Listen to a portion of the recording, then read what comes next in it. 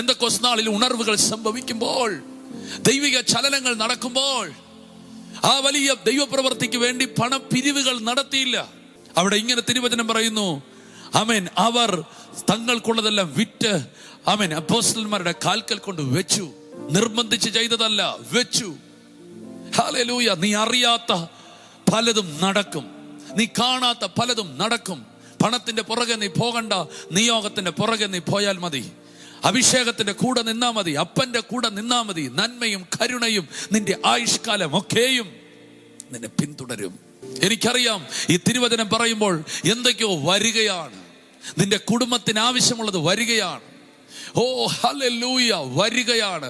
കോരശിനെ ദൈവം ഉണർത്തി, എസ്രയെ ദൈവം ഉണർത്തി, സെറുബാബേലിനെ ദൈവം ഉണർത്തി, ആമേൻ സ്തോത്രം, നെഹമ്യാവിനെ ദൈവം ഉണർത്തി, ആമേൻ സ്തോത്രം, സംഗീതക്കാരെ ദൈവം ഉണർത്തി. ഹല്ലേലൂയ, എല്ലാവരെയും ദൈവം ഉണർത്തുകയാണ്.